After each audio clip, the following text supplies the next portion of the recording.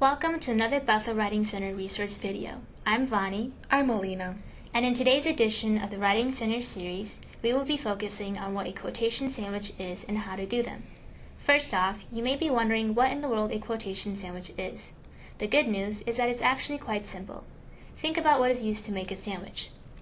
The components in a sandwich are the top slice of bread, the middle containing meat, cheese, tomatoes, lettuce, etc., and the bottom slice of bread. Now, applying that same idea to a quotation sandwich, you have the signal phrase or lead-in to the quote being the top slice of bread, the quotation itself as the middle meaty part, and an elaboration or application of the quote as your bottom slice of bread. Simple, right? Let's look at some examples to better understand and learn how to do them.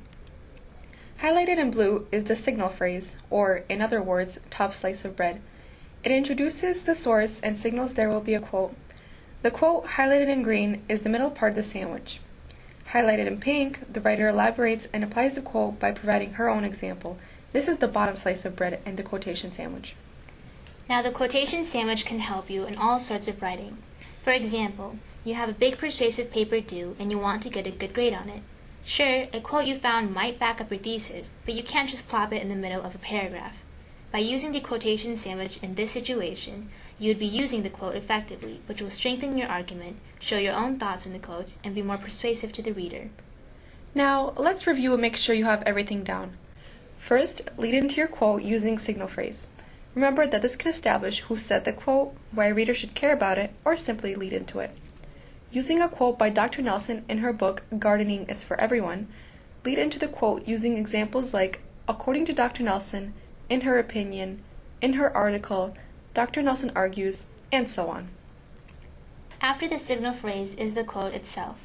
Make sure your quote goes right after the signal phrase so there is no confusion.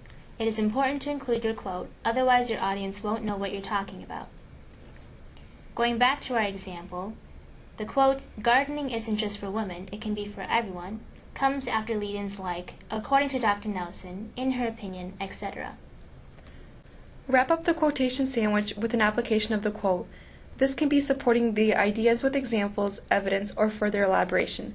To help you formulate applications, think about why the quote matters and how it connects to everything else you have written so far. In the example, an agreement with the ideas expressed and a personal example is given to further support and strengthen it. Quotes don't have to be hard. Simply think of a sandwich and remember these three things: signal, quote, and apply. See Bethel's Writing Center for more Jing and podcast videos on other writing topics.